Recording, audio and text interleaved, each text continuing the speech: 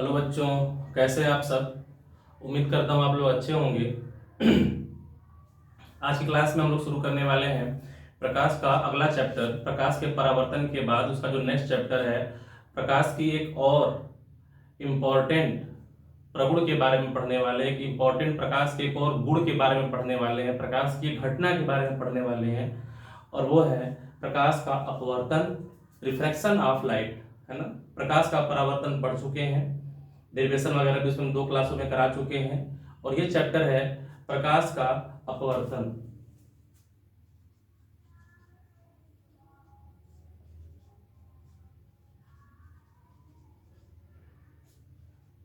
प्रकाश का अपवर्तन, refraction of light. ठीक है, रिफ्रैक्शन ऑफ लाइट, प्रकाश का अपवर्तन भी क्लास 10th में हल्का फुल्का इसके बारे में डिस्कस हो चुकी है बातें, है ना। प्रकाश के अपवर्तन के बारे में क्लास 11th में भी कुछ बातें डिस्कस हो चुकी हैं, लेकिन हम लोग जो है इस प्रकाश के अपवर्तन के चैप्टर को जो क्लास 12th में है उसे थोड़ा सा एक अलग नजरिए से पढ़ने का प्रयास करेंगे। ठीक है ना। जो कंफ्यूजन क्लास 10th में आपको रह गया था, अपवर्तनांक क्या होता है, ठीक है ना, सबसे मेजर जो समस्या थी क्लास 10th में वो अपवर्तनांक को लेकर के थी। और आज भी अगर आप लोग अपवर्तनांक वर्ड को सुनते हो, थोड़ा सा अनजान जैसा शब्द लगता है कि एक नया वर्ड मिल रहा है सुनने को, अपवर्तनांक कुछ दिमाग में कुछ जाता नहीं है उसके सुनने पर, उस वर्ड को सुनने पर। तो हम लोग जो है उस अपवर्तनांक को बहुत अच्छे से पढ़ने वाले हैं। ठीक है, तो इस चैप्टर को हम थोड़ा सा एक अलग नजरिए से पढ़ने वाले हैं। ठीक है, और थोड़ी सी किताब से इधर उधर की बातें हो सकती हैं, है ना। तो क्योंकि चैप्टर पढ़ा हुआ है इसलिए थोड़ा सा टॉपिक से हट करके भी, और जो इम्पोर्टेंट है एग्जाम पर्सपेक्टिव से, बोर्ड एग्जाम पर्सपेक्टिव से और कंपटीशन एग्जाम पर्सपेक्टिव से, उस हिसाब से भी थोड़ा सा पढ़ाने का प्रयास करेंगे। ठीक है ना। तो इस चैप्टर में वही प्रकाश का अपवर्तन हम लोग पढ़ने वाले हैं। ठीक है ना। अपवर्तन क्या होता है, स्नेल, है ना। फिर इसका अपवर्तन के 2 नियम होते हैं, अपवर्तनांक मेजर टॉपिक होगा। फिर इसी में एक जो है पूर्ण आंतरिक परावर्तन, जो कि परावर्तन अपवर्तन की घटना है, परावर्तन पढ़ चुके हैं, अपवर्तन पढ़ चुके हैं, उन दोनों को मिला करके एक और घटना उत्पन्न होती है, पूर्ण आंतरिक परावर्तन, उस पर भी लोग विचार करने वाले हैं। ठीक है ना। लेकिन जो मेन चीज आपको इस चैप्टर में समझना है वो है अपवर्तनांक। बार बार ये वर्ड सुनने को मिलेगा, अपवर्तनांक अपवर्तनांक, लेकिन ये वादा करते हैं कि अपवर्तनांक को हम बहुत अच्छे से समझाने का प्रयास करेंगे। और इस क्लास के बाद अपवर्तनांक पूरा पढ़ लेने के बाद आपको अपवर्तनांक सबसे नफरत नहीं होगी, बल्कि लगाव हो जाएगा, क्योंकि समझ में आ जाएगा ये टॉपिक अपवर्तनांक। ठीक है, तो शुरू करते हैं आज की क्लास। मैं हूं कमल चंद्र मौर्य, और आप लोग मुझे मिल रहे हैं मेरे यूट्यूब चैनल यूपी बोर्ड वल्ला @19 या कमल पे। ठीक है, तो शुरू करते हैं। अपवर्तन,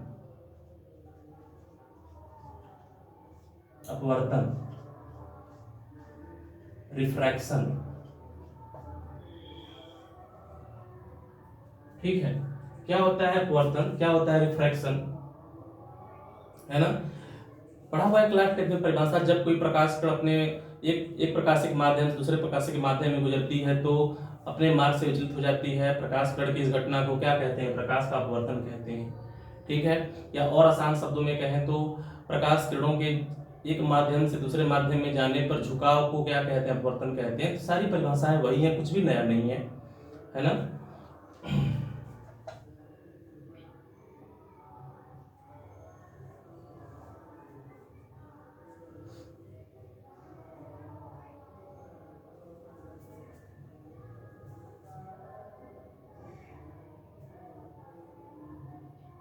लिखेंगे परिभाषा इसकी। जब कोई प्रकाश किरण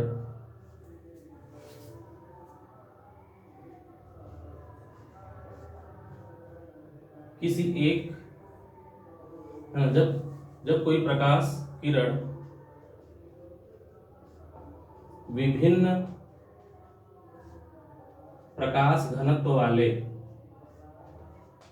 विभिन्न प्रकाश घनत्व वाले एक प्रकाशिक माध्यम से एक प्रकाशिक माध्यम से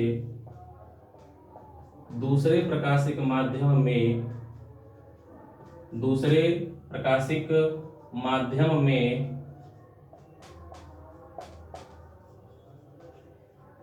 प्रवेश करती है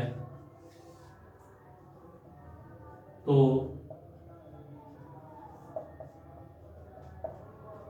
अपने मार्ग से विचलित हो जाती है, अपने मार्ग से विचलित हो जाती है ना। इस घटना को अपवर्तन कहते हैं। ठीक है, जब कोई प्रकाश किरण विभिन्न प्रकाश घनत्व वाले एक प्रकाशिक माध्यम से दूसरे प्रकाशिक माध्यम में प्रवेश करती है तो अपने मार्ग से विचलित हो जाती है, इस घटना को क्या कहते हैं? अपवर्तन कहते हैं। ठीक है, ये आपको परिभाषा जो है अब क्लास 12 में लिखना है और इसी को याद करना है। अगर क्लास 10 की परिभाषा से इसको मिलान करोगे तो एक नया चीज यहाँ पे मिला है, विभिन्न प्रकाश घनत्व वाले, है ना। कुछ भी अंतर नहीं है, जब कोई प्रकाश किरण एक माध्यम से दूसरे माध्यम में प्रवेश करती है, सब क्लास 10 का रटा हुआ है। लेकिन जो एक मैंने नया वर्ड लिखा है इस परिभाषा में, वो नया वर्ड है विभिन्न प्रकाश घनत्व वाले। ठीक है, तो अब हम लोग जो है इस शब्द को समझने का प्रयास करेंगे, प्रकाश घनत्व क्या होता है। ठीक है ना, प्रकाश घनत्व को समझने जा रहे हैं। हम लोगों ने क्लास इसके पहले भी क्या क्या सुना, द्रव्यमान घनत्व के बारे में सुना हुआ है। द्रव्यमान घनत्व, मास डेंसिटी, है ना। घनत्व बराबर द्रव्यमान बटा के आयतन, घनत्व बराबर द्रव्यमान बटा के आयतन, वो द्रव्यमान घनत्व होता है। वैसे ही एक प्रकाश घनत्व होता है ना। इसके बारे में भी हम लोग चर्चा करेंगे। तुम लोग ये बात जानते हो, क्लास 10th में भी पढ़ा हुआ है कि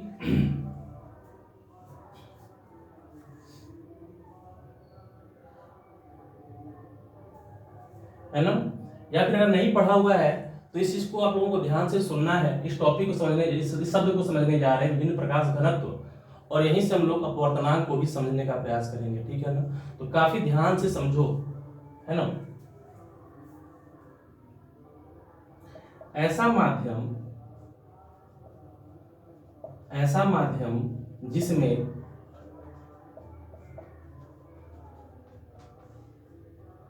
जिसमें प्रकाश किरण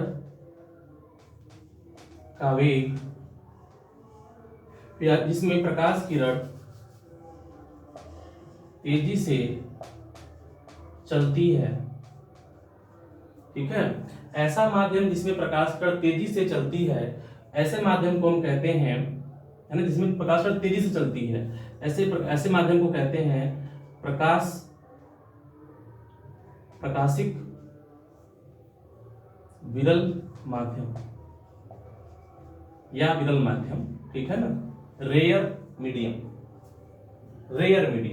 जिसमें प्रकाश तेजी से चलता है ना, जिसमें प्रकाश तेजी से चलती है, ऐसे माध्यम को क्या कहते हैं? प्रकाशिक विरल माध्यम कहते हैं। और ऐसा माध्यम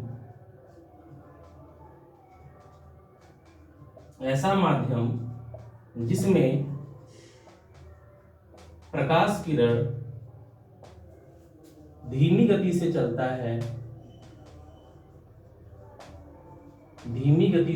है, ऐसे माध्यम को कहते हैं प्रकाशिक सघन माध्यम। ठीक है, ऐसा प्रकाशिक माध्यम जिसमें प्रकाश बहुत तेज से चलता है, सन्न से चलता है, ऐसे माध्यम को क्या कहते हैं? प्रकाशिक विरल माध्यम। और ऐसा माध्यम जिसमें प्रकाश किरण धीरे धीरे चलती है, रेंग के चलती है, जिससे स्पीड उसकी कम हो जाती है, ऐसे माध्यम को क्या कहते हैं? प्रकाशिक सघन माध्यम। ठीक है, प्रकाशिक सघन माध्यम। तो इसी चीज को हम लोग ऐसे समझेंगे कि एक माध्यम क्या होता है, एक वर्ड होता है प्रकाश घनत्व। तो ऐसा माध्यम जिसमें कि प्रकाश किरण तेजी से चलती है, उसे हम कहते हैं प्रकाशिक विरल माध्यम। लेकिन हम उसे ये कहेंगे कि जो उसका प्रकाश घनत्व है, उस माध्यम का जो प्रकाश घनत्व है वो कम है है ना। यानी ऐसा माध्यम जिसमें प्रकाश कण तेजी से चलती है, प्रकाश कण तेजी से चलेगी, है ना, लेकिन उसका प्रकाश घनत्व होगा वो कम होगा, और ऐसे माध्यम को क्या कहेंगे, प्रकाशिक विरल माध्यम कहेंगे। और ऐसा माध्यम जिसमें कि प्रकाश कण तेजी से चलती है ना, सॉरी, ऐसा माध्यम से प्रकाश कण धीरे धीरे चलती है, धीमी गति से चलती है, ऐसे माध्यम को हम कहेंगे प्रकाशिक सघन माध्यम, और उस माध्यम का प्रकाश घनत्व क्या होता है, अधिक होता है। ठीक है, उस माध्यम में प्रकाश घनत्व अधिक होता है। यानी घुमा कर कहें तो ऐसा माध्यम जिसका प्रकाश घनत्व कम होता है उसमें प्रकाश किरण तेजी से चलती है, और ऐसा माध्यम जिसका प्रकाश घनत्व अधिक होता है उसमें प्रकाश किरण जो है धीमी गति से चलती हैं। उल्टा हो रहा है, ठीक है ना, प्रकाश कण तेजी से चल रहा है तो माध्यम का प्रकाश घनत्व क्या होगा, कम होगा, और अगर प्रकाश कण धीमी गति से चल रहा है तो उसका प्रकाश घनत्व क्या होगा, अधिक होगा। और जिस माध्यम का प्रकाश घनत्व अधिक होगा उसे कौन सा माध्यम कहेंगे, विरल माध्यम, सघन माध्यम। और जिस माध्यम में प्रकाश किरणें तेजी से चलेंगी और विरल माध्यम होगा, उस माध्यम का प्रकाश घनत्व क्या होगा, कम होगा। ठीक है ना, इस चीज को अच्छे से समझ लो। ये बिल्कुल वैसे ही है जैसे आप लोग द्रव्यमान घनत्व पढ़ते हो ना, वैसे ही है। ठीक है ना, द्रव्यमान घनत्व में क्या होता है, द्रव्यमान घनत्व बराबर द्रव्यमान बटा आयतन होता है, और द्रव्यमान घनत्व बताता है कि द्रव्यमान कितने पास पास है, उसके जो अणु कितने पास पास है, सघन कितने हैं। वैसे ही ये होता है प्रकाश घनत्व। प्रकाश घनत्व बताता है कि प्रकाश घनत्व क्या बताता है, ये बताता है कि प्रकाश किरणें उसमें तेज चलेंगी या धीरे धीरे चलेंगी। अगर प्रकाश घनत्व ज्यादा है तो किरणें धीरे धीरे चलेंगी, अगर प्रकाश घनत्व कम है तो किरणें तेजी से चलेंगी, साइड चलेंगी। ठीक है ना, इस चीज को नोट कर लो, इस चीज को नोट कर लो। अब प्रकाश किरणें तेजी से चलेंगी, धीमी गति से चलेंगी, तो अगर धीमी गति से चल रही हैं तो माध्यम कैसा होगा, सघन माध्यम, तेज चले तो माध्यम कैसा होगा, विरल माध्यम। ठीक है, और इसी चीज को, है ना, इसी चीज को परिभाषित करने के लिए, इसी चीज को जो है समझने के लिए, या प्रकाश घनत्व को ही प्रकाश मत से समझने के लिए एक नए टर्म की उत्पत्ति हुई है, अपवर्तनांक। ठीक है, ठीक है, वीडियो सही चल रहा है। तो एक नए वर्ड को हम लोग पढ़ने वाले हैं, अपवर्तनांक। ठीक,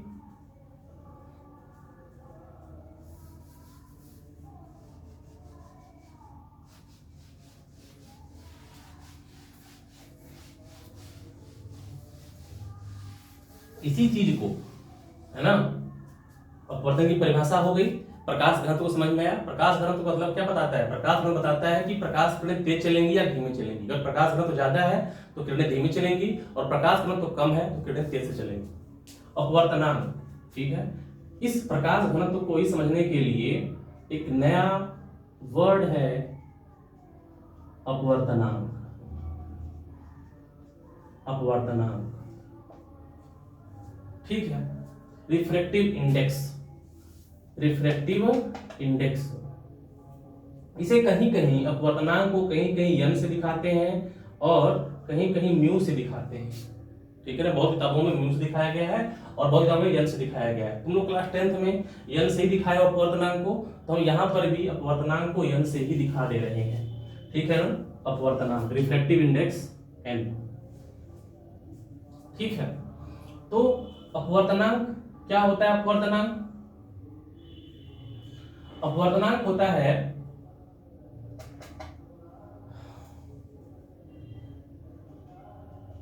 परिभाषा। देखो ये किताबी परिभाषा है, ठीक है ना, समझेंगे इसकी मीनिंग को समझेंगे हम लोग, लेकिन जो बुकी परिभाषा है उसकी ये परिभाषा है,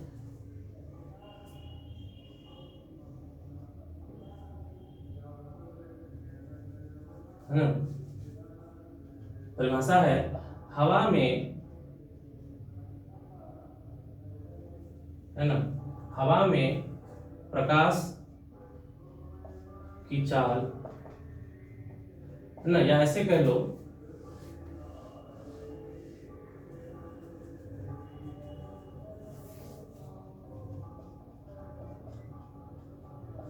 विभिन्न माध्यमों में प्रकाश की चालों के अनुपात को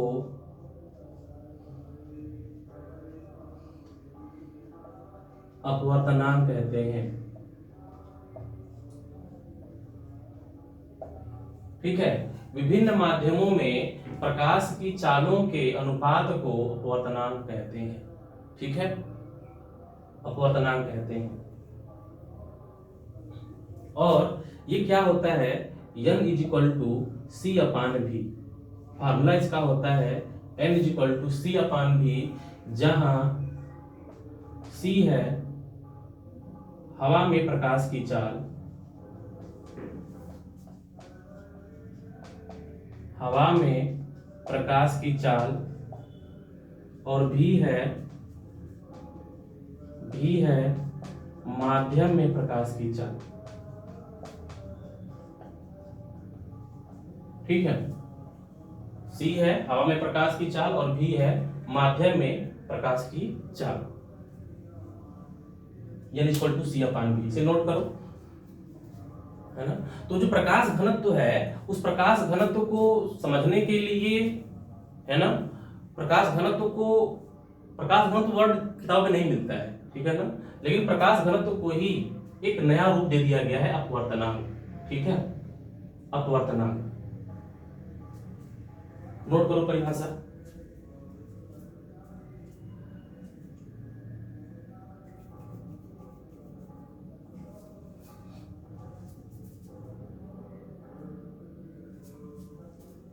या ये कह सकते हो कि प्रकाश घनत्व को मापने के लिए क्या बनाया गया है, अपवर्तनांक बनाया गया है। यानी अपवर्तनांक क्या मापता है, प्रकाश घनत्व को मापता है।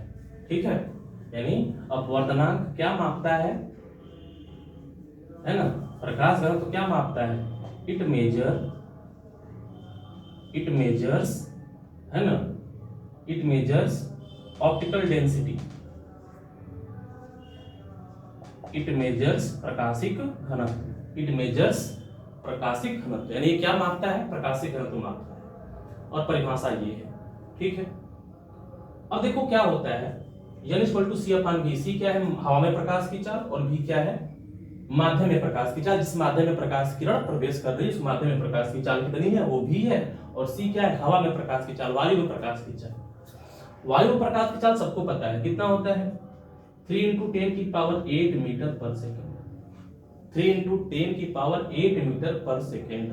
और अभी तक हवा में जो प्रकाश की चाल है, अभी तक जितनी खोजें हुई हैं उसमें हवा में प्रकाश की चाल क्या है, मैक्सिमम है।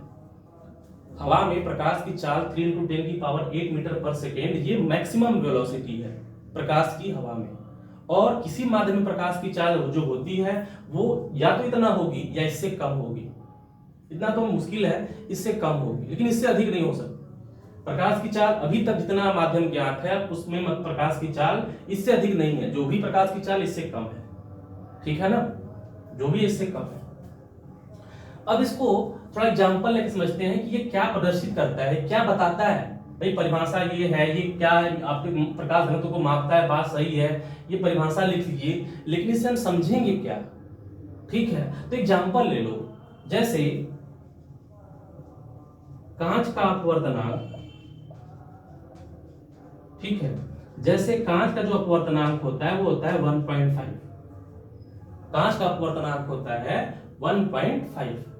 ठीक, इसका क्या मतलब, कांच का अपवर्तनांक है 1.5। इसका मतलब ये है, मान भर दो यहाँ पे इस फार्मूले में, n की जगह पे 1.5 भर दो c अपान v, n की जगह पे 1.5 कांच के लिए। एग्जाम्पल दे समझ रहे हैं कि इस अपवर्तनांक समझेंगे क्या। ठीक, ये 1.5 equal to C upon v, तो v इक्वल टू कितना हो जाएगा, v इक्वल टू हो जाएगा c upon 1.5, c upon 1.5, v equal to c upon 1.5।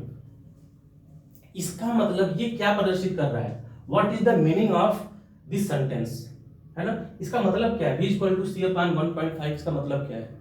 इसका मतलब ये है कि जब कोई प्रकाश किरण कांच में प्रवेश करेगी, कांच का अपवर्तनांक 1.5 है ना, तो हम किसके लिए वेग निकाल रहे हैं, कांच के लिए निकाल रहे हैं। यानी जब कोई प्रकाश किरण कांच में प्रवेश करेगी, जो उसकी चाल है, उसकी चाल हवा के प्रकाश के चाल की कितनी हो जाएगी, 1.5 गुना कम हो जाएगी। बटा है ना, डिवाइड कर रहे हैं ना, डिवाइड का मतलब होता है कम हो जाएगी स्पीड, क्योंकि यहाँ पे 1.5 है, 1.5 है, तो किसी चीज में अगर 1.5 से 1 से अधिक से भाग करोगे ना तो वो डाटा कम मिलता है ना। कहीं पर भाग अगर कर रहे हो और भाग 1 से अधिक से भाग कर रहे हो तो जो मान मिलेगा ना वो मान कम मिलता है, ठीक है। तो ये जो मान है वो भी क्या मिलेगा, कम मिलेगा, भी का मान क्या होगा, कम मिलेगा। क्यों, क्योंकि सी, देखो सी का मान कितना है पता है हमें, सी का मान है 3 × 10⁸। इससे भाग करना है 1.5 से, 1.5 दूना के 3, तो क्या हो जाएगा 2 × 10⁸ मीटर/सेकेंड। मतलब कांच में प्रकाश की चाल कितनी है, 2 × 10⁸ मीटर/सेकेंड। तो what is the meaning of this sentence, इसका मीनिंग ये है कि जब कोई प्रकाश किरण कांच में प्रवेश करेगी तो जो उसकी स्पीड है वो 1.5 गुना क्या हो जाएगी, कम हो जाएगी।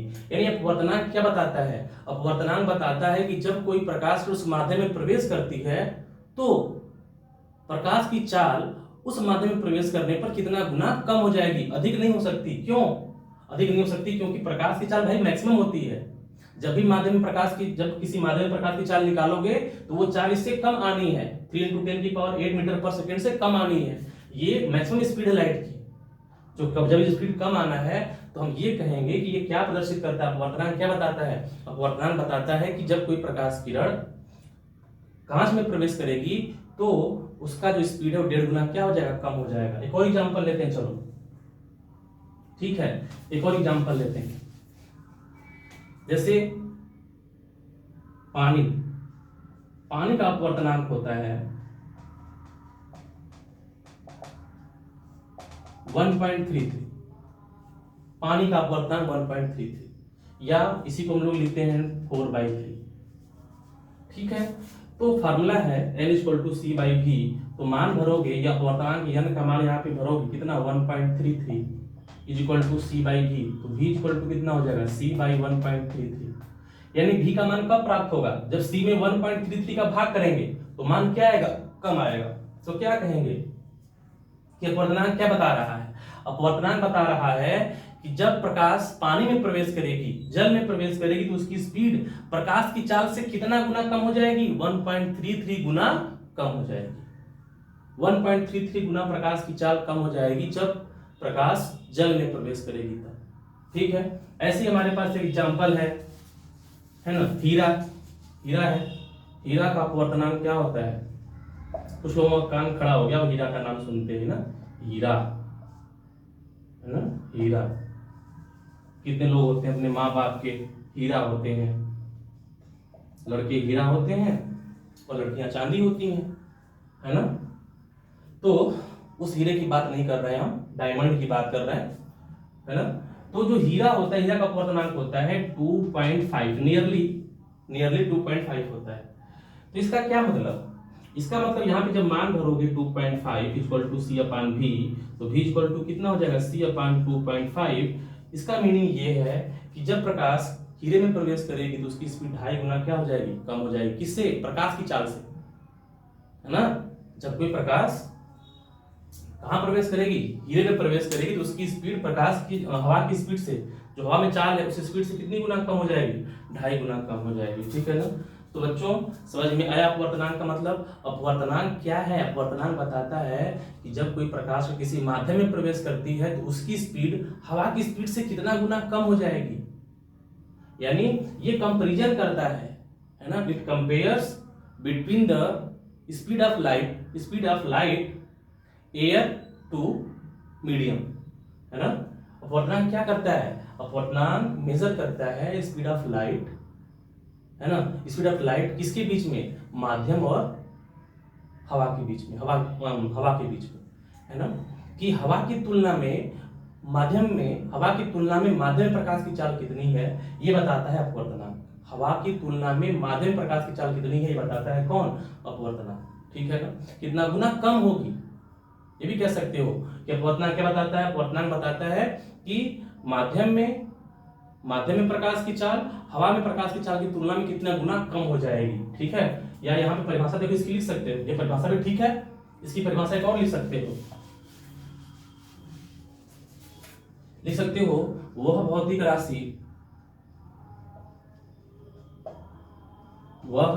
भौतिक राशि जो हमें यह बताती है कि माध्यम में, जो हमें यह बताती है कि माध्यम में प्रकाश की चाल हवा में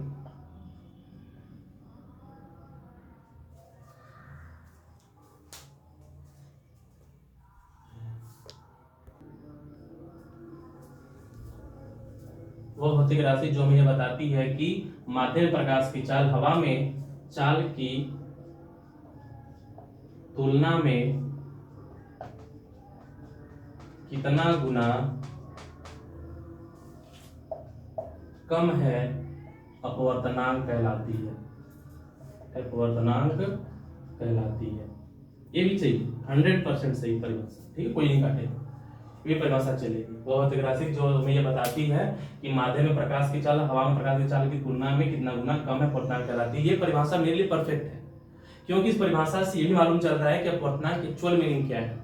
जो पिछली परिभाषा लिखाई गई थी वो एक्चुअल परिभाषा नहीं थी, ठीक है ना। और एक बात, जिस अपवर्तनांक की बात कर रहे हैं हम लोग, ये है ना, n = c/v अपवर्तनांक, n = c/v एक्चुअल में ये कौन सा अपवर्तनांक है? निरपेक्ष अपवर्तनांक, ठीक है ना, एब्सोल्यूट रिफ्रैक्टिव इंडेक्स, ठीक है। और निरपेक्ष अपवर्तनांक, अपवर्तनांक दो प्रकार का होता है, एक होता है निरपेक्ष अपवर्तनांक और एक होता है सापेक्ष अपवर्तनांक। सापेक्ष को भी समझेंगे, लेकिन ये जो बताया है मैंने ना कि किसी माध्यम में प्रकाश की चाल हवा में प्रकाश की चाल की तुलना में कितनी गुना कम है, ज्यादा है, ये क्या कहलाता है? निरपेक्ष अपवर्तनांक। यानी किसी माध्यम में प्रकाश की चाल हवा में प्रकाश की चाल से अगर कंपेयर करोगे, हवा में प्रकाश की चाल से कंपेयर करोगे, तुलना करोगे, तो जो अपवर्तनांक निकल के आएगा वो अपवर्तनांक क्या कहलाएगा? निरपेक्ष अपवर्तनांक कहलाएगा, ठीक है।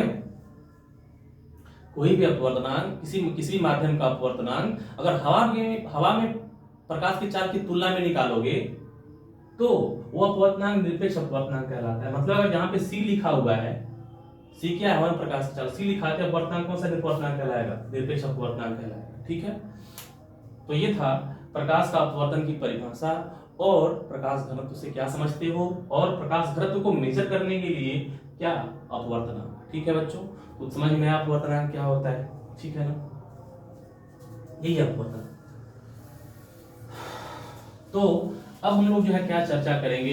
अब तुम लोगों के दिमाग में आ रहा होगा कि सर वो वाली बात कब बताएंगे कि जब कोई प्रकाश किरण विरल माध्यम सघन माध्यम में प्रवेश करती है तो अपने है ना विलंब की ओर झुक जाती है, जब कोई प्रकाश किरण सघन माध्यम से विरल में प्रवेश करती है तो विलंब से दूर हट जाती है, वाली बात कब बताएंगे। तो कॉमन बात सब लोग जानते हैं, ठीक है ना। तो प्रकाश किरण का झुकाव, प्रकाश किरण का झुकाव, देखो झुकाव क्या है भाई, है ना, झुकाव। तो ये हो गया अपवर्तक तल,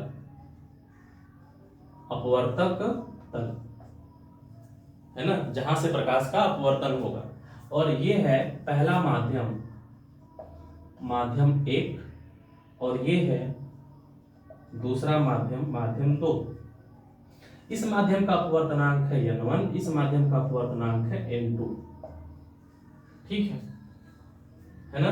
और चलो लिख लेते हैं, बल्कि माध्यम 1 माध्यम 2 न करके ये कह देते हैं कि ये जो माध्यम है वो है विरल माध्यम, और ये जो माध्यम है वो है सघन माध्यम, और ये क्या है? अपवर्तक तल है, जिससे प्रकाश का अपवर्तन होगा।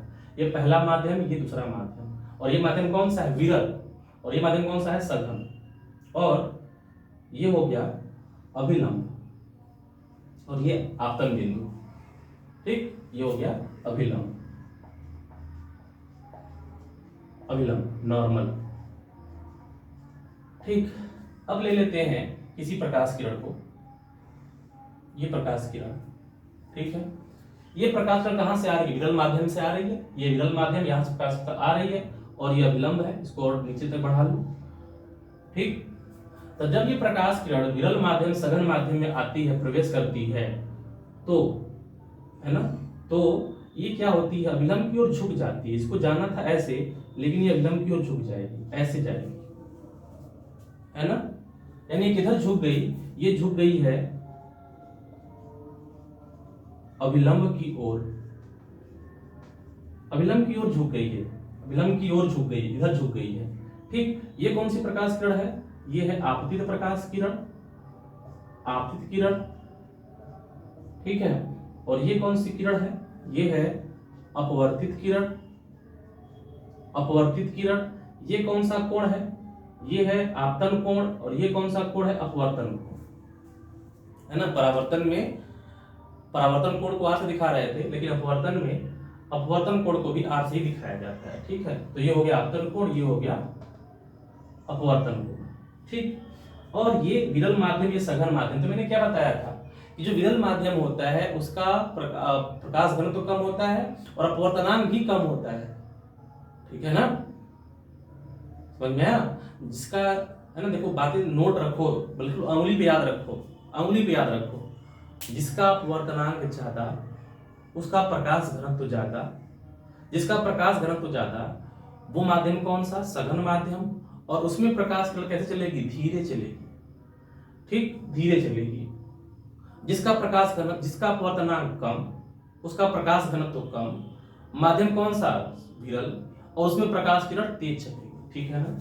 तो ये विरल माध्यम, ये सघन माध्यम है। विरल माध्यम का अपवर्तनांक क्या होता है, कम होता है, और सघन माध्यम का अपवर्तनांक क्या होता है, अधिक होता है। तो we can say N2 is greater than N1, है ना। तो N2 is greater than N1, ये पहले घटना हो गई प्रकाश का झुकाव के लिए, पहली घटना। लाइन बना के लिख लेना, तुम लोग लाइन नीचे लिख लेना कि जब चित्र बना देना, और एक लाइन लिख देना कि जब कोई प्रकाश किरण विरल माध्यम सघन माध्यम में प्रवेश करती है तो विलंब की ओर झुक जाती है, और ये दिखा देना, ठीक है। सेकेंड है, कौन सा तल हो गया, अपवर्तक तल, और ये क्या हो गया, अभिलंब,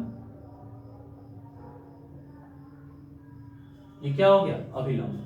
ये कौन सा माध्यम है, अब ले लेते हैं यहां पे माध्यम दूसरा ले लेते हैं, सघन माध्यम, ठीक।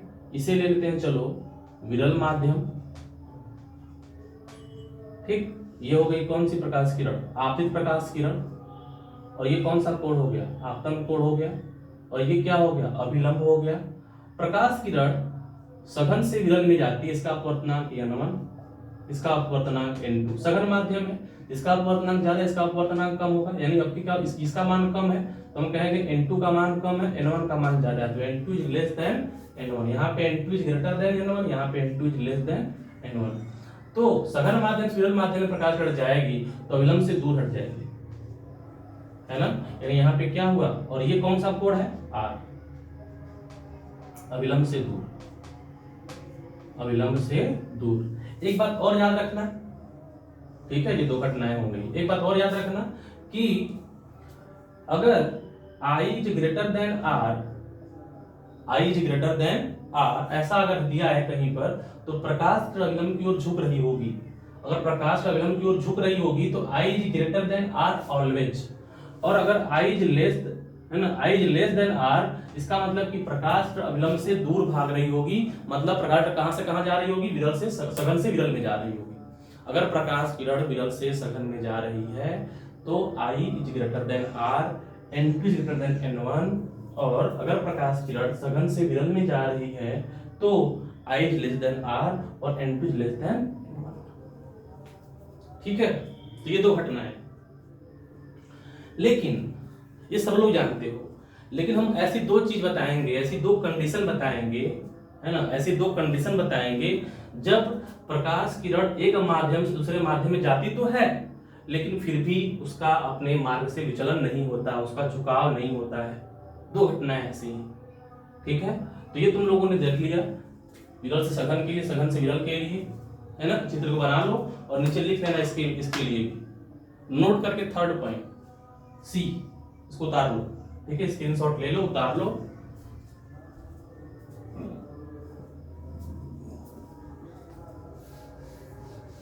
बेसिक है, बहुत ध्यान से पढ़ना है।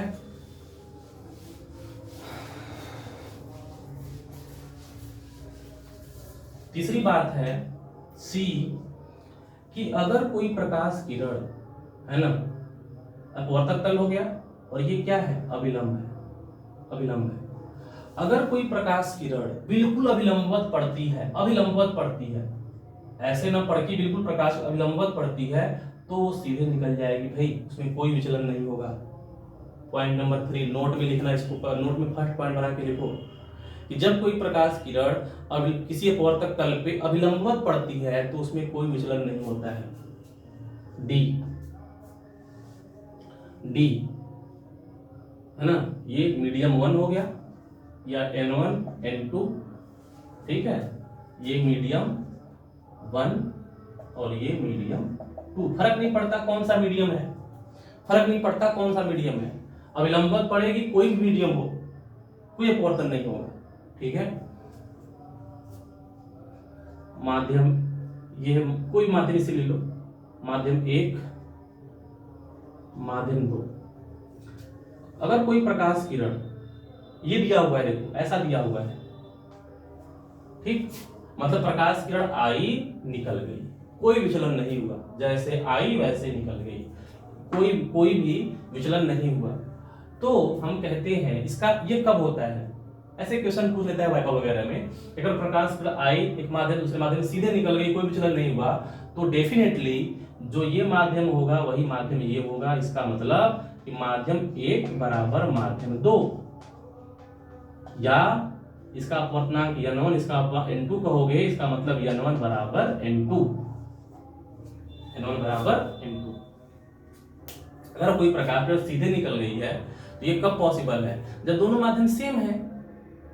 जब हवा से हवा में जाएगी, प्रकाश किरण पानी से पानी में जाएगी तो क्यों विचलन होगा भाई, जब प्रकाश किरण पानी से पानी में जाएगी तो क्यों विचलन होगा, कांच से कांच में जाएगी तो क्यों विचलन होगा, कोई विचलन नहीं होगा, ठीक है। इसका मतलब कि अपवर्तनांक भी क्या होगा, उनका सेम होगा। तो ये दो कंडीशन ऐसी हैं जिसमें कि प्रकाश किरण एक माध्यम से माध्यम में जा तो रही है लेकिन विचलन नहीं हो रहा है, ध्यान रखना, ठीक। नोट बना के दोनों पॉइंट लिखो, ठीक है। इस चित्र को बना के लिख देना, ऐसा तब संभव है जब दोनों माध्यम क्या है, समान है। और इसको बना के लिख लेना कि जब कोई प्रकाश किरण अपवर्तक तल पे अभिलंबवत पड़ती है तो उसमें कोई विचलन नहीं होता है, ठीक है। बालकों लिख लोगे, है ना, ठीक है। आ जाते हैं पहले वाले केस में, चलो इसको मिटा रहे हैं, लिख लेना।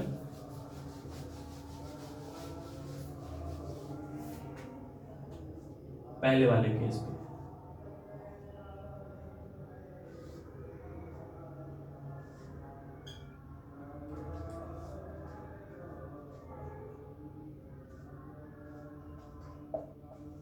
N2 greater than N1,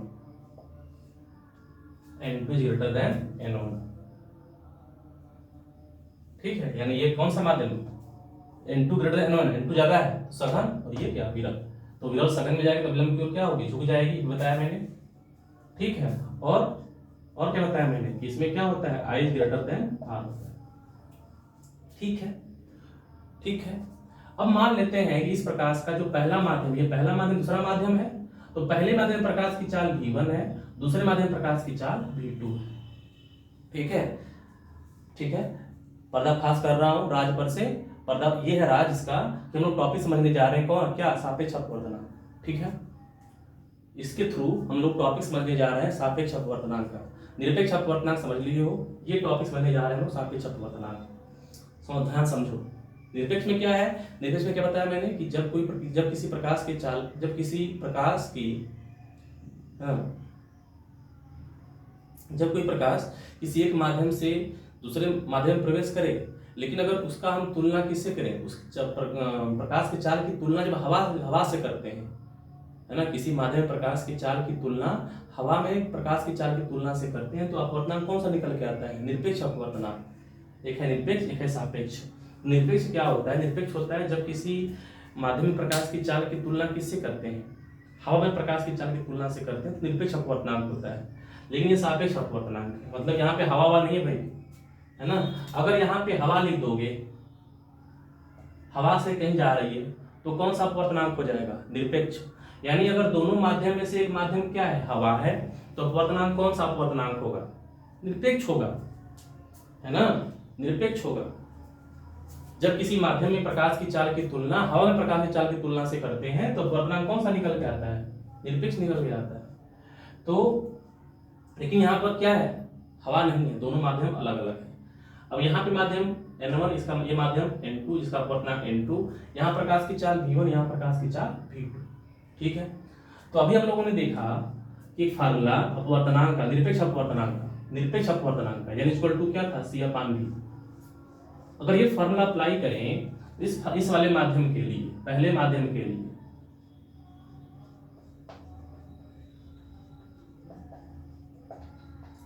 ठीक है, हेडिंग बना सकते हो सापेक्ष अपवर्तनांक, हेडिंग बना सकते हो सापेक्ष अपवर्तनांक, चित्र बना करके डेरिवेशन कर सकते हो। प्रथम माध्यम के लिए N1 बराबर क्या होगा, C/V1, है ना। यहाँ C तो निरपेक्ष अपवर्तनांक लिख रहे हैं, निरपेक्ष अपवर्तनांक में C तो ऊपर रहेगा ही, प्रकाश की चाल हवा में तो रहेगी, लेकिन हवा में माध्यम प्रकाश की चाल यहाँ पे क्या माना गया है, V1, यहाँ पे V1 आएगा। दूसरे माध्यम के लिए N2 बराबर क्या हो जाएगा, C/V2। ठीक है, समीकरण 2 भागे समीकरण 1, समीकरण 2 भागे समीकरण 1। ठीक है, तो समीकरण 2 भागे समीकरण 1 करोगे तो समीकरण 2 क्या है, समीकरण 2 है N2 भागे N1। तो N2 का मान कितना है, C/V2, और N1 का मान कितना है, C/V1। इसको हल करोगे तो C/V2 ये उल्टा हो जाएगा, V1/C, C to C cancel, N2/N1 बराबर V1/V2। ठीक है, N2/N1 बराबर V1/V2, है ना। ये फार्मूला निकल करके आया, N2/N1 इक्वल टू V1/V2, है ना। तो बच्चों ध्यान से समझो, N2/N1 को क्या कहते हैं, N2/N1 इज known as दूसरे माध्यम के सापेक्ष पहले माध्यम का अपवर्तनांक, है ना। दूसरे माध्यम के सापेक्ष पहले माध्यम का अपवर्तनांक, और इसे कहते हैं हम सापेक्ष अपवर्तनांक। यहाँ पे हवा नहीं है, ध्यान रखना, यहाँ पे हवा नहीं है। N2/N1 equal to V1/V2, C नहीं है इसमें दोनों माध्यम में प्रकाश की चाल है। तो एक माध्यम में प्रकाश की चाल दूसरे माध्यम में प्रकाश की चाल से तुलना करेंगे तो जो अपवर्तनांक निकल के आएगा वो सापेक्ष अपवर्तनांक, और एक माध्यम प्रकाश की चाल हवा में प्रकाश की चाल की तुलना से निकाल के ले आएंगे तो वो क्या रहेगा, निरपेक्ष अपवर्तनांक। ठीक है, अगर दोनों माध्यम शॉर्ट में कहें, एकदम आसान लैंग्वेज में कहें, तो अगर C है यानी प्रकाश की चाल हवा से तुलना कर रहे हो तो निरपेक्ष, अगर दोनों माध्यम भिन्न भिन्न है ना, तो सापेक्ष। यानी दोनों माध्यम में से एक माध्यम हवा है तो निरपेक्ष, और दोनों माध्यम हवा नहीं है दूसरे माध्यम है तो क्या कहलाएगा, वो सापेक्ष। जैसे यहाँ पे क्या होता, मान लो ये होता पानी, ये होता कांच, ये होता पानी, ये होता हीरा, ठीक, ये होता पानी, ये होता तेल, तो कौन सा अपवर्तनांक निकलता, सापेक्ष अपवर्तनांक निकलता। यानी हवा नहीं कोई और माध्यम है तो सापेक्ष अपवर्तनांक। ठीक है, और इसको हम देखो लिखते कैसे हैं, पढ़ते कैसे हैं, इसको पढ़ते हैं दूसरे माध्यम के सापेक्ष पहले माध्यम का अपवर्तनांक N2/N1, और इसके बराबर क्या होता है, N2/N1। इसके लिखने के तरीके को ध्यान रखना, इसे पढ़ते हैं दूसरे माध्यम के सापेक्ष पहले माध्यम का अपवर्तनांक। पहले माध्यम का किसका अपवर्तनांक है, पहले माध्यम का, किसके सापेक्ष, दूसरे माध्यम के सापेक्ष। पहले माध्यम का अपवर्तनांक है किसका भी दूसरे माध्यम के सापेक्ष। और इसी को ऐसे भी पढ़ सकते हो भाई, इसी उलट को कह सकते हो, जैसे कह रहा दूसरे माध्यम के सापेक्ष पहले माध्यम का अपवर्तनांक, ऐसे कह सकते हो पहले माध्यम का दूसरे माध्यम के सापेक्ष अपवर्तनांक। बात वही है, बस कान घुमा के पकड़े हैं। दूसरे माध्यम के सापेक्ष पहले माध्यम का अपवर्तनांक, यहां पर हम क्या कह रहे हैं, पहले माध्यम का अपवर्तनांक दूसरे माध्यम के सापेक्ष, या दूसरे माध्यम का पहले माध्यम दूसरे माध्यम के सापेक्ष अपवर्तनांक। तो बात वही है, अपवर्तनांक किसका निकाल रहे हैं, पहले का, किसके सापेक्ष, दूसरे के सापेक्ष। तो जिसके सापेक्ष निकालते हैं वो यहां लिखा जाता है, जिसके सापेक्ष निकालते हैं वो यहां लिखा जाता है, जिसका निकालते हैं वो यहां लिखा जाता है, वो यहां लिखा जाता है। और ऊपर कौन होता है, ऊपर जिसके सापेक्ष निकाल रहे हैं वो होता है, और जिसका निकाल रहे हैं वो कहां होता है, नीचे होता है। ठीक है, समझ में आया? तो यहां तक नोट कर लेना, है ना। पहले माध्यम दूसरे माध्यम के लिए 1n2, जहां 1n2 क्या करता है, सापेक्ष अपवर्तनांक कहलाता है। सापेक्ष अपवर्तनांक क्या होता है, किसी एक माध्यम में प्रकाश की चाल किसी दूसरे माध्यम की प्रकाश की चाल की तुलना में कितना गुना कम है या कितना गुना ज्यादा है, ये कहलाता है सापेक्ष अपवर्तनांक। और किसी एक माध्यम में प्रकाश चाल हवा की प्रकाश चाल की तुलना में कितना गुना कम है, ये कहलाता है निरपेक्ष अपवर्तनांक। ठीक है, लिख लिया, यहां तक नोट कर लो, और बातें बताएं इसमें। ठीक है, ये नोट कर लो, इसको मिटा रहे हैं।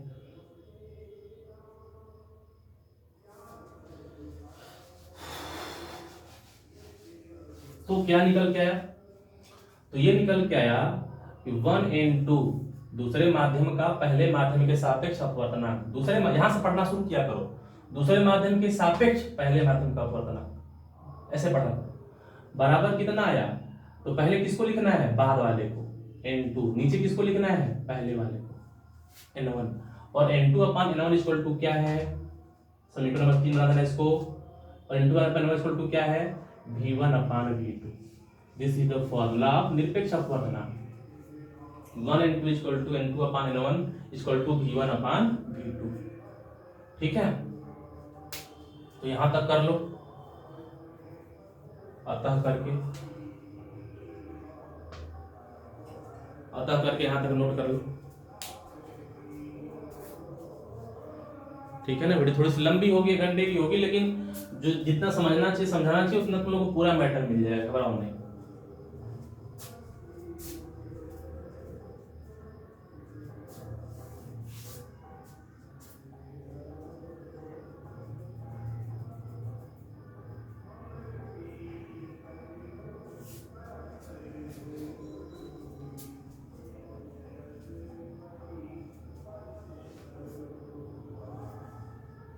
ठीक, अब इस चीज को तुम लोगों को बस देखो क्या कहते हो तुम लोग, बताना मुझे, थोड़ा ध्यान समझना है। जैसे मैं कहूं कि एक प्रकाश किरण है ना, वो हवा से कांच में चली गई, हवा से कांच में चली गई,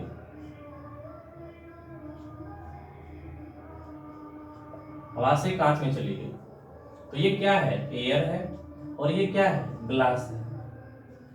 अब मैं कहूं कि अगर अपवर्तनांक हमें लिखना है, अपवर्तनांक अगर हमें लिखना है तो कैसे लिखोगे, कहां से कहां जा रही है, हवा से कांच में जा रही है। इसमें प्रकाश की चाल मान लेते हैं v1, इसमें प्रकाश की चाल मान लेते हैं v2, इसका अपवर्तनांक मान लेते हैं ni।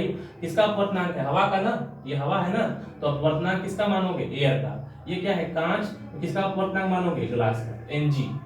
एयर का अपवर्तनांक Na, और ये अपवर्तनांक Ng। नहीं, हवा मत लो, सॉरी, हवा मत लो, यहाँ पे कुछ और ले लेते हैं, चलो सॉरी, यहाँ पे ले लेते हैं पानी, ले लो पानी, वाटर। तो वाटर का अपवर्तनांक Nw, और ये कांच है। तो प्रकाश कण कहां से कहां जा रहा है, पानी से कांच में जा रहा है, पानी से कांच में जा रहा है, तो अपवर्तनांक क्या लिखोगे, अपवर्तनांक क्या लिखोगे, किसके सापेक्ष, कांच के सापेक्ष। किसका अपवर्तनांक, पानी का अपवर्तनांक, है ना, जो समझाया मैंने अभी तुम लोगों को। ये क्या था, 1n2, एक माध्यम से दूसरे माध्यम में गई थी प्रकाश किरण, तो क्या लिख रहे थे, सापेक्ष अपवर्तनांक, दूसरे माध्यम के सापेक्ष पहले माध्यम का, या दूसरा माध्यम कौन है, कांच, तो कांच के सापेक्ष किसका, पानी का, तो क्या लिखोगे, कांच के सापेक्ष, यानी n, कांच के सापेक्ष, यहाँ पे क्या लिखोगे, g, और किसका अपवर्तनांक, पानी का, तो क्या लिखोगे, Wng। अगर वही फार्मूला अप्लाई करें इस कंडीशन के लिए, यही फार्मूला अप्लाई करें इस कंडीशन के लिए, तो कैसे लिखना है तुम लोगों को, लिखना आना चाहिए भाई। ठीक है, लिखना आना चाहिए। प्रकाश कण कहां से कहां जा रहा है, पानी से कांच में जा रहा है, तो पहले माध्यम दूसरे माध्यम में गया, तो क्या लिखे हो, दूसरे माध्यम में सापेक्ष पहले माध्यम का अपवर्तनांक, और यहां जा रहा है कहां से कहां, पानी से कांच में, तो क्या लिखोगे, कांच के सापेक्ष पानी का अपवर्तनांक। तो WNG पढ़ो, है ना। बराबर क्या होगा, बराबर फार्मूला बताओ क्या होगा मुझे, बिना कुछ सोचे बिना कुछ ड्राइव किए। मैंने कहा कि बाद वाला पहले लिखा जाएगा, तो क्या लिखोगे NG, और नीचे क्या लिखोगे किसके पहले वाला NW। ठीक है, तो ये कौन सा अपवर्तनांक है, ये है सापेक्ष अपवर्तनांक। और ये कौन सा अपवर्तनांक है, ये है निरपेक्ष अपवर्तनांक बालकों। यही अंतर है दोनों में, ये दोनों निरपेक्ष अपवर्तनांक है, ये दोनों निरपेक्ष अपवर्तनांक है। ठीक है, तो निरपेक्ष अपवर्तनांक जो होता है वो किसके सापेक्ष होता है, हवा के सापेक्ष। और सापेक्ष अपवर्तनांक क्या होता है, किसी एक माध्यम दूसरे माध्यम के सापेक्ष। ये देखो अपवर्तनांक एक माध्यम दूसरे माध्यम सापेक्ष, लेकिन ये क्या है, ये हवा के सापेक्ष। इसको ऐसे लिखते हैं ANG ANW। तो जहां A लग गया, केवल N लिखा है तो कौन सा अपवर्तनांक, निरपेक्ष अपवर्तनांक। लेकिन अगर ANG लिखा है तो भी कौन सा अपवर्तनांक, निरपेक्ष अपवर्तनांक। लेकिन अगर यहाँ पे लिखा हुआ है WNG तो कौन सा अपवर्तनांक, भाई पानी, ये कौन सा अपवर्तनांक, सापेक्ष अपवर्तनांक। ठीक है, इसको बिल्कुल अपने दिमाग में बैठा लो, सापेक्ष निरपेक्ष में अंतर क्लियर हो जाएगा। नहीं बहुत कंफ्यूजन होता है, बहुत कंफ्यूजन होता है। ठीक है, निरपेक्ष अपवर्तनांक ये क्या है, सापेक्ष अपवर्तनांक। तो निरपेक्ष अपवर्तनांक में ANG ANW। फार्मूला कैसे लिखना है, लिख लोगे। जैसे मैं कहूं कि लिखना है फार्मूला किसके लिए, 3N4 के लिए। इसे पढ़ोगे क्या, पहले ये बताओ मुझे, 3N4 को क्या पढ़ोगे, इसको क्या पढ़ोगे, इसको पढ़ोगे चौथे माध्यम के सापेक्ष तीसरे माध्यम का अपवर्तनांक। चौथे माध्यम के सापेक्ष तीसरे माध्यम का अपवर्तनांक। फार्मूला क्या लिखोगे इसका, फार्मूला लिखोगे बाद वाला, तो क्या N4 बटा के N3। सबको लिखना आना चाहिए, इसे सबको पढ़ना, सबको लिखना आना चाहिए। और इसका क्या मतलब है, इसका माध्यम के, इसका मतलब क्या है, इसका मतलब प्रकाश कहां से कहां गई होगी, तीसरे से चौथे में गई होगी। इसका मतलब क्या है, प्रकाश कहां से कहां गई होगी, तीसरे से चौथे में गई होगी। या इसका क्या मतलब था, प्रकाश कहां से कहां गई, पहले दूसरे में गई थी। ठीक है, जैसे मैंने लिखा XNY, इसका क्या मतलब, इसका मतलब एक माध्यम कौन सा है X, एक माध्यम कौन सा है Y, और प्रकाश कहां से कहां जा रही है, X से Y में जा रही है। इसको क्या पढ़ोगे, इसको पढ़ोगे Y के सापेक्ष X का अपवर्तनांक, Y के सापेक्ष X का अपवर्तनांक। फार्मूला क्या लिखोगे, इसका फार्मूला लिखोगे NY को ऊपर NX को नीचे। ठीक है, समझ में आ गया, ठीक है ना। इससे अधिक तुम लोग समझने में है ही नहीं, बस इतना ही अपवर्तनांक। ठीक है, तो अगर यहां तक समझ में आ गया होगा तो अपवर्तनांक तुम लोगों को समझ में आ गया। ठीक, एक सवाल करें इस पर, है ना। चलो एक सवाल करते हैं इस पर, अपवर्तनांक सवाल कर लेते हैं। तो नोट कर लेना, ये सब एग्जांपल देने के लिए समझा रहे तुम लोगों को मैंने, है ना, कैसे WNG लिखो, कैसे क्या करोगे।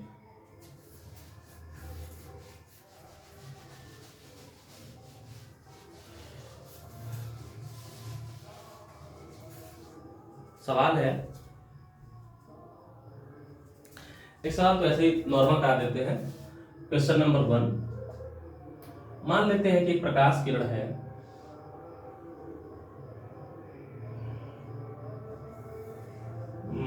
रुक जाओ नहीं, इस पर सवाल करा देते हैं। पानी में प्रकाश की चाल दिया है, पानी में प्रकाश की चाल 2.25 इंटू 10⁸ मीटर पर सेकेंड, और कांच में प्रकाश की चाल दिया है, कांच में प्रकाश की चाल दिया है 2 इंटू 10⁸ मीटर पर सेकेंड। ठीक है, ये चाल दिया है पानी में VW, ये चाल दिया है कांच में VG। क्या क्या ज्ञात करना है, ज्ञात करना है आपको पानी का अपवर्तनांक, पानी का अपवर्तनांक। कुछ नहीं कह रहा है किसके सापेक्ष, कुछ नहीं कह रहा है, तो किसी के सापेक्ष नहीं कह रहा है तो किसके सापेक्ष होगा, फिर हवा के सापेक्ष होगा। तो क्या लिखोगे इसको, ANW पानी का अपवर्तनांक। और कौन सा अपवर्तनांक होगा, ये निरपेक्ष अपवर्तनांक होगा। दूसरा क्वेश्चन, कांच का अपवर्तनांक, कांच का अपवर्तनांक क्या है, तो कांच का अपवर्तनांक कुछ नहीं कह रहा है किसके सापेक्ष, किसके सापेक्ष, हवा के सापेक्ष। तो कौन सा अपवर्तनांक, निरपेक्ष अपवर्तनांक, किसे लिखोगे ANG।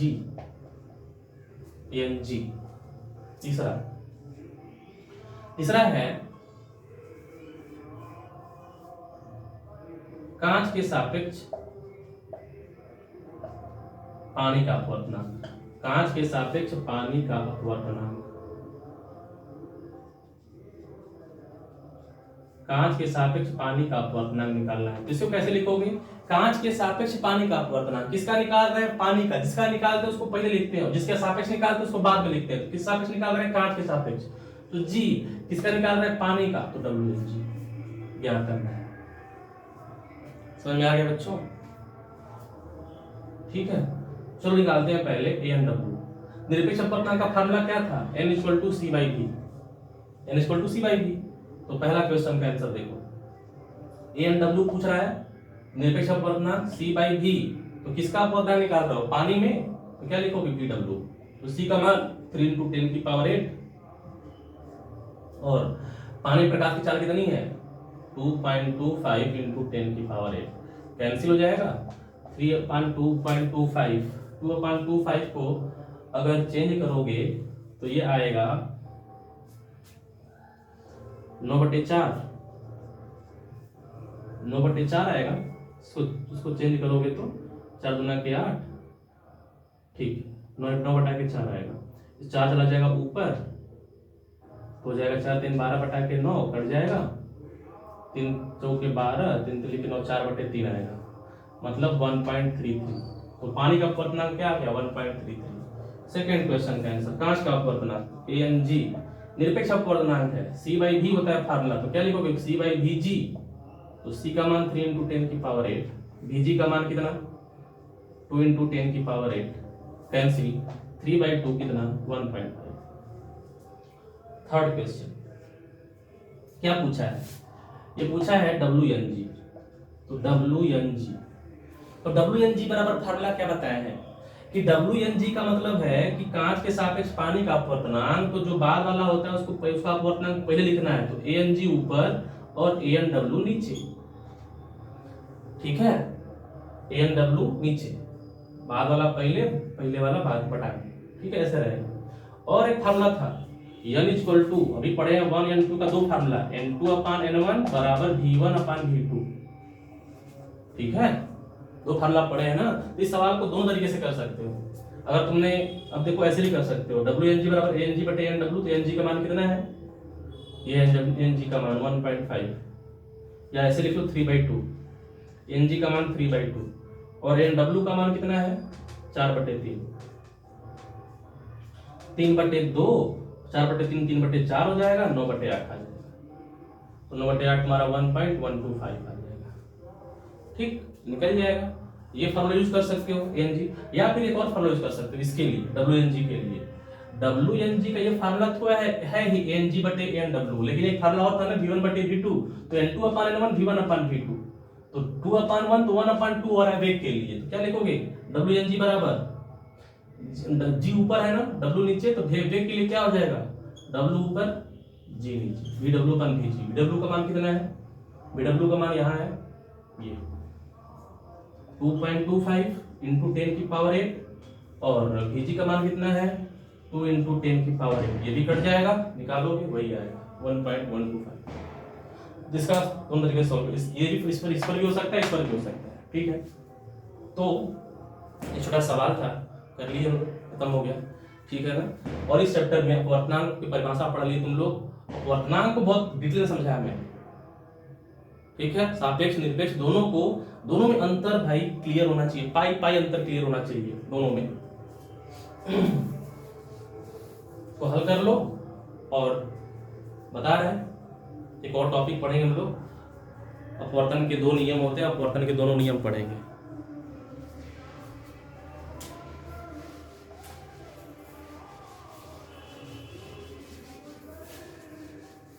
नोट्स बना लेना इसका, ठीक है? नोट्स बना लेना, चलो हेडिंग बनाओ, अपवर्तन के नियम, लॉ ऑफ रिफ्रैक्शन,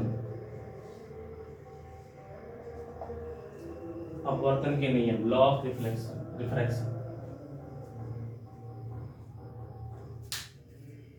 सबको पता है अपवर्तन के दो नियम होते हैं। पहला नियम पहला नियम है आपतित किरण,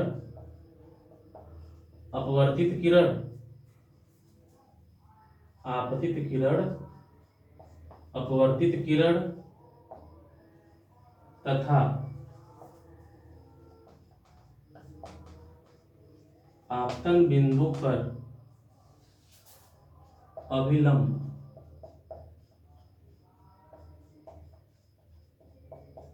तीनों एक ही तल में होते हैं। आपतित किरण, अपवर्तित किरण तथा आपतन बिंदु पर अभिलंब तीनों एक ही तल में होते हैं। ये तो वही है परावर्तन के नियम, बस यहाँ पे क्या होता है, परावर्तित किरण होता है उसमें, ये सेम नियम है। दूसरा नियम अंतर है, और दूसरे नियम का नाम है स्नेल का नियम।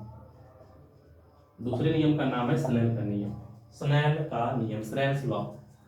ठीक, देखो स्नेल का नियम क्या है।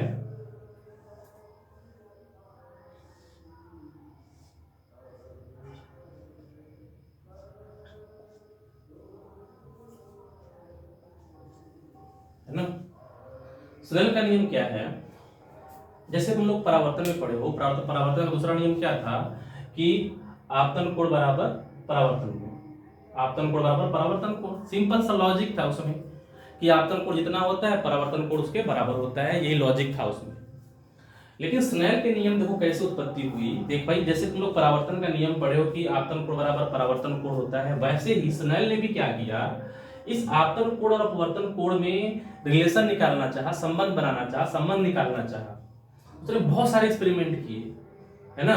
उसने आई को आर के बराबर दिखाया कि क्या आई आर के बराबर होता है कि नहीं होता है, ये उसने टेस्ट किया तो ये गलत पाया उसने, ठीक, गलत पाया उसने। तो फिर उसने क्या किया, बहुत सारे एक्सपेरिमेंट किए कि किसी तरीके से इन दोनों में क्या हो, संबंध निकल करके आ जाए, कोई भी संबंध निकल करके आ जाए। आई बराबर आर नहीं आ रहा था, ये किसके लिए होता है, परावर्तन के लिए होता है। तो ऐसे उसने बहुत सारे एक्सपेरिमेंट किया कि क्या होगा क्या होगा, कैसे इन दोनों में संबंध निकल करके आएगा, है ना। इसका लॉग लेके देखा, इसका भी लॉग लेके देखा, लॉग बराबर नहीं आ रहा था। ठीक, ऐसे उसने क्या किया, बहुत सारे एक्सपेरिमेंट किए, करते करते करते अंत में उसको एक चीज मिली, है ना।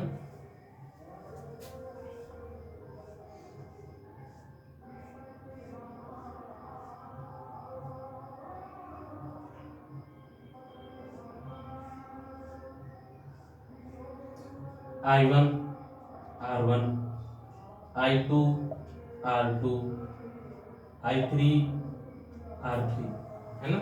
ये जो आपतन कोण था परावर्तन कोण था, आपतन कोण था परावर्तन, आपतन कोण परावर्तन कोण, माध्यम सेम रखा उसने, माध्यम सेम रखा। जो माध्यम यहाँ पे वही माध्यम यहाँ, वही जो माध्यम यहाँ वही माध्यम यहाँ, जो माध्यम यहाँ वही माध्यम यहाँ। और उसने क्या किया, आपतन कोण को और परावर्तन कोण को मापा, I1 और R1 को मापा, I2 R2 को मापा, I3 R3 को मापा। अगर यही घटना किस में हो रही होती, यही घटना अगर परावर्तन में हो रही होती, सबको पता है कि I1 बराबर R1 आता, इसमें I2 बराबर R2 आता, इसमें I3 बराबर R3 आता। अगर परावर्तन घटना हो रही होती तो उसका दूसरा नियम बन गया परावर्तन का। लेकिन यहाँ पे दूसरा नियम देखो उसने कैसे बनाया। तो उसने क्या किया, I1 R1 लिया, I2 R2 लिया, बार बार चेक किया, बराबर नहीं आ रहा था, इन दोनों का लॉग लेके देखा, दो बराबर नहीं आ रहा था। करते करते करते उसने एक चीज निकाला। क्या निकाला, देखो उसने यह निकाला कि अगर मैं, उसने देखा कि जो I1 है उसका अगर साइन लिया जाए, साइन थीटा को पढ़ो ना वही त्रिकोणमिति, साइन लिया जाए, और R1 का भी क्या लिया जाए, साइन लिया जाए, उसका अनुपात निकाला जाए, रेशियो निकाला जाए। फिर उसने क्या किया, I2 का मान निकाला, उसका साइन लिया, R2 का मान था उसका साइन लिया, उसका भी अनुपात निकाला। ऐसे उसने देखा I3 जो था उसका भी साइन लिया, R3 जो था उसका भी साइन लिया, उसका भी अनुपात निकाला। ठीक, तो उसको जो है एक बहुत ही आश्चर्य करने वाली चीज मिली। क्या, कि ये साइन I1 अपान साइन R1 का मान जो था बराबर था साइन I2 अपान R2 को, जिसका मान था वो बराबर था साइन I3 अपान साइन R3 के। समझ में आया, है ना, है कि नहीं जादू। मतलब आपतन कोण कुछ भी होगा, परावर्तन कोण अपवर्तन कोण कुछ भी होगा, लेकिन साइन लेने के बाद जो उनका अनुपात होगा वो इसके अनुपात के बराबर होगा, वो इसके अनुपात के बराबर होगा। जबकि ये वाले कोण अलग अलग है, ध्यान रखना, ये वाले कोण अलग अलग है, ये वाले कोण अलग अलग है, भाई अगर आपतन कोण चेंज करोगे तो अपवर्तन कोण चेंज होगा कि नहीं होगा? माध्यम भले ही समान है, यहाँ माध्यम समान है, लेकिन जब आपतन कोण का मान चेंज करोगे तो अपवर्तन कोण का मान भी तो चेंज होगा। अब ये आपतन कोण अपवर्तन कोण अलग अलग है तीनों, लेकिन जब इन तीनों के लिए साइन का अनुपात निकाला, तो ये तीनों मान आपस में बराबर थे और ये क्या मिल रहे थे? नियतांक मिल रहे थे। मतलब एक कांस्टेंट मिल रहा था, नियतांक मिल रहा था। ठीक है, ये नियतांक मिल रहा था। तो ऐसा करते करते करते वो जो है इसको ऐसा इंटरेस्टिंग फैक्ट मिला। इसके बाद स्नेल ने अपना नियम दिया। ठीक है, कोई नियम इतना आसानी से नहीं बनता है, ठीक है ना, बहुत मेहनत करने के बाद तो नियम बनता है। तो स्नेल ने अपना नियम दिया, और स्नेल ने अपना नियम क्या दिया? स्नेल का नियम है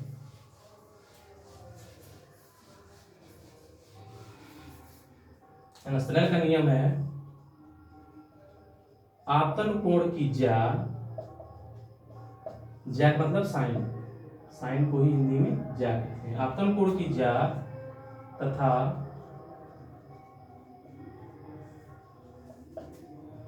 अपवर्तन कोण की ज्या, इसको भी साइन कहते हैं, का अनुपात सदैव नियत रहता है, कांस्टेंट रहता है। आपतन कोण की ज्या आई है ना, आपतन कोण की ज्या यानी साइन आई, और अपवर्तन कोण की ज्या यानी साइन आर का अनुपात मतलब बटा सदैव क्या रहता है? नियत रहता है, सदैव नियत रहता है। ये कह रहा है स्नेल का नियम। ठीक है ना, यही है स्नेल का नियम। अब बच्चों एक बात सुनो, नियतांक या नियत वही बात है, नियतांक। ठीक, और स्नेल ने एक बहुत ही इंटरेस्टिंग चीज और देखी, एक और चीज देखी इसमें। उसने देखा कि जो नियतांक था संजोग से, ये जो नियतांक था वो संजोग से क्या हो रहा था? अपवर्तनांक के बराबर आ रहा था। और कौन से अपवर्तनांक के? दूसरे माध्यम के सापेक्ष पहले माध्यम के अपवर्तनांक के, है ना। पहले तो उसने आई और आर में संबंध निकालना चाहा, उसके लिए बहुत सारे एक्सपेरिमेंट किए। एक्सपेरिमेंट करने के बाद वो बेचारा जो धीरे धीरे साइन आई1 और sine r one, sine r two, sine i two, sine r two, sine आर3 का अनुपात निकाल के देखा कि बराबर आ रहा था, तो उसने अपना नियम दिया और नियम ये मिला फिर उसको। लेकिन एक और इंटरेस्टिंग चीज मिली कि जो साइन आई और साइन आर का अनुपात नियत तो होता ही है, लेकिन वो नियतांक किसके बराबर होता है? वो नियतांक बराबर होता है अपवर्तनांक के। और कौन सा अपवर्तनांक? पहले माध्यम दूसरा माध्यम, दोनों माध्यम अलग अलग है, तो कौन सा अपवर्तनांक? सापेक्ष अपवर्तनांक। और यहां पर n1 से n2 जा रहा है, तो क्या लिखोगे इसको? 1n2। ठीक है ना, 1n2 लिखेंगे। ये है दूसरा नियम स्नेल का। दूसरा नियम स्नेल का, चित्र बना करके लिखो बता।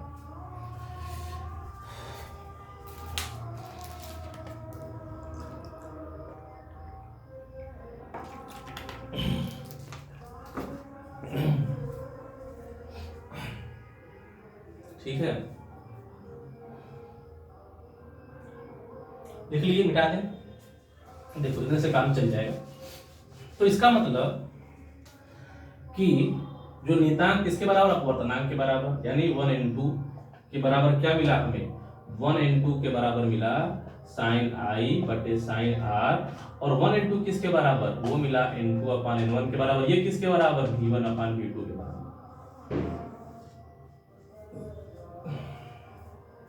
ठीक है, ये मिला साइन आई बटे sine R is equal to, ये तो ये कहां से मिला?